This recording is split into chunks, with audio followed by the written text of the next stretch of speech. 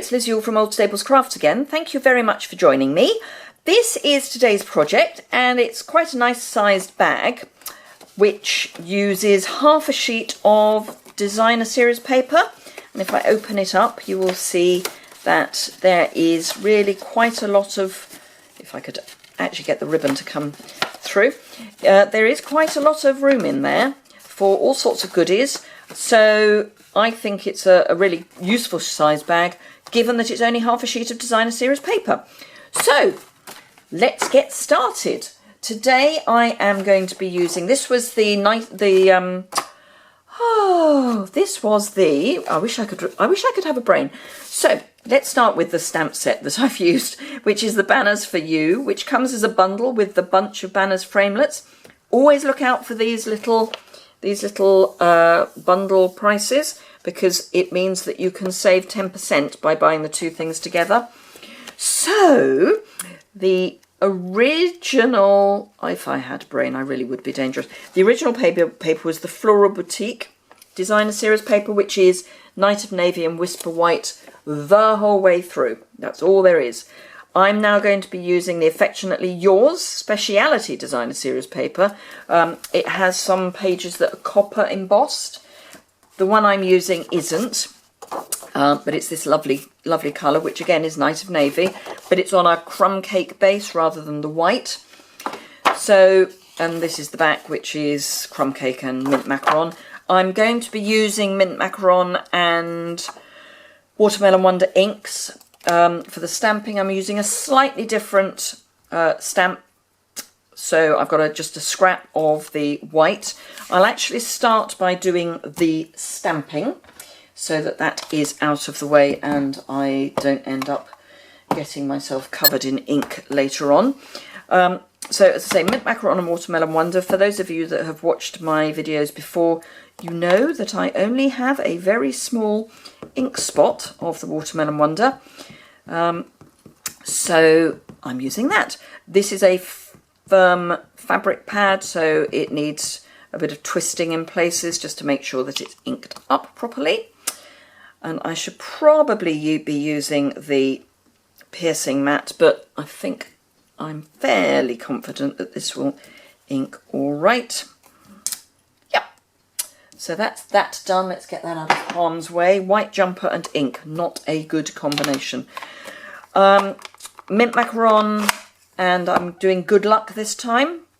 Make sure that's the right way up, which it is. Just gentle tapping with that because it's the foam pad. I'm not convinced I got the top. And then into the centre. Just leave it there. The suggestion is leave it there for a count of 5, just to make sure that it's transferred the ink properly, which it has.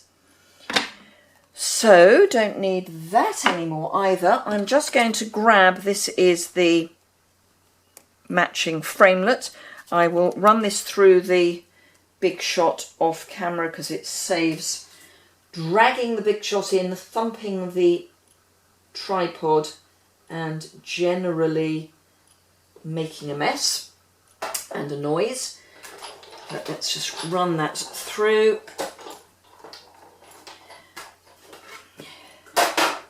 And there we go. So let's take that out. That's nicely cut.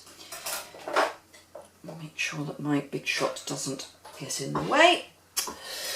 So pop that to one side and bring in the scoring board. Do love our scoring board, so let's make sure we can. Okay, so with the long side at the top, this is paper, so I would use the wider ball rather than the narrow. For the narrow, I always use the card on with the narrow. So on the long side, and remember all of the measurements will be on the associated blog post, which will be below. So 12 inches across, we are going to score at 5.5 and 6.5, and then turn over and score at 1/2 inch and 11.5 inches, and that's just so that we've got a bit of assistance with the very top. And then on the short edge, some of this will probably go off the edge of the camera, but I'm going to score at 1 inch and then again at 5 inches. So very, very straightforward, not too many score lines. Ooh. And then bone folder, let us just fold along those score lines. You don't have to burnish too hard because it is only paper, but just make sure that everything's nicely lined up. Now the ones at the far ends, which were the 1/2 inch mark, so the 11 and a half and the half, we're folding towards the bag rather than towards the, well, we're folding the other way, really what I'm trying to say. And then top and bottom, so the inch lines we're folding inwards.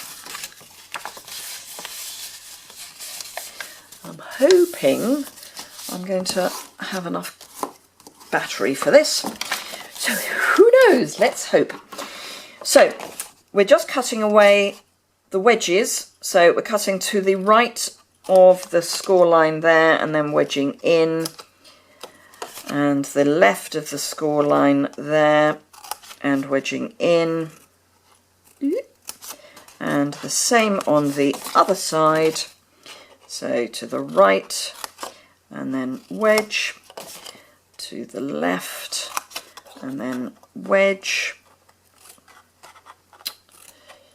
Don't need to take a huge amount out, it's just so that when you line up it's a little bit easier, and then it's all going to build up like that. So we need some, we only need snail because it is only a bag and it's only paper. So some snail on either side, on the little flaps, on the outside of the little flaps, and then those will fold in so that you can, oops, too many fingers and not enough thumbs, or is it the other way around? So you just line up your cut edge with your fold. You have a little bit of wiggle room with snail, and then this will be the front, so we need snail down the sides. I tend to put this on second because otherwise you're just going to have too much sticky everywhere. And then just fold those in and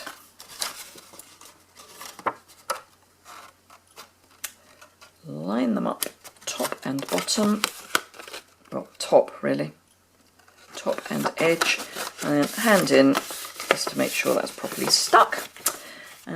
So say this is the back, so this is the front, then just fold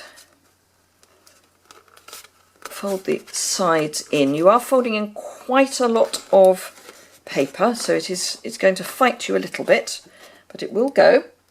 And then bring in your, I've hidden it somewhere, there it is, your 1/8 hole punch, and then just come in from the side. Oop. I really am all fingers and thumbs, aren't I? Come in from the side and just pop a hole in. It will go through. It will be, it's tough, but it will go through. If you've got a crocodile, you could use that, but I don't, so I'm not. I would always rather use our bits rather than somebody else's. So that's those, and this time I'm going to use the thick, very vanilla baker's twine. I think I'll give myself a slightly easier end to work with, and make sure I've got the front at the front.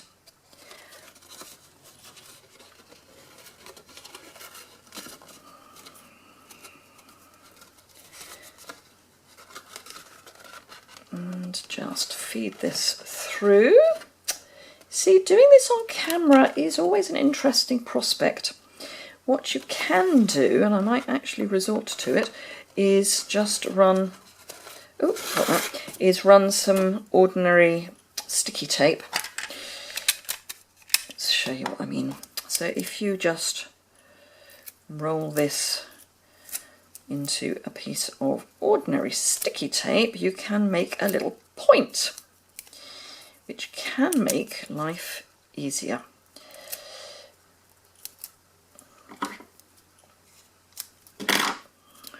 That way you're not working with a frayed end. Can make life easier. It may not, of course, make life easier, but it can make life easier. So there we go. Let's get rid of the piece of tape that's left on the scissors and those. Now I find, famous last words, that it's easier for me to tie a bow if I do it upside down. I don't know why, but apparently for me it is. Oh, no, today it's not. So let's see if I can do this properly. No, I'm doing this the wrong way up now. Right, okay, let's give up. I'm doing it this way. I'm doing it the right way. No, I'm now, it's because I'm on camera, I am going to end up with an upside down bow, whichever way I do it. And a loose upside down bow at that. You know what? There are moments when knots are perfectly adequate. And this is one of those moments. So there we go. A knot is perfectly adequate. I'm going to leave longish ends so that there's a little bit of interest. And then you'll see that the sides just pop in naturally of their own accord. So if I bring in my stamped piece, which I've now not able to pick up, dimensionals, which I think I've now hidden under my, oh, they're under the stamps. Just get a couple of those on the back. And peel those off. Pop that on the front. And obviously if there's something in it, it will be much easier to pop those on properly, so your bag doesn't pop.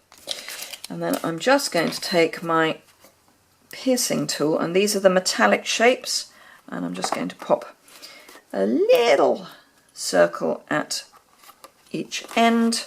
Just make sure those are on properly.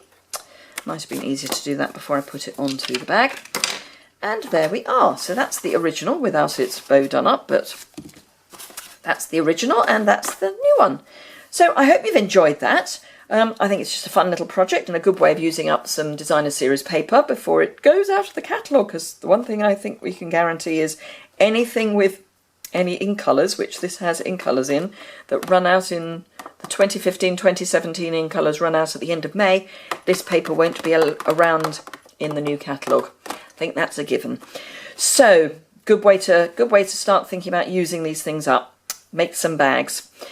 So I hope you've enjoyed that. Give it a thumbs up if you did. If you'd like to see more, hit the subscribe button, which is my face over there. The associated blog post with all the measurements will be below. There will also be links to the products I've used, so get those on my online store.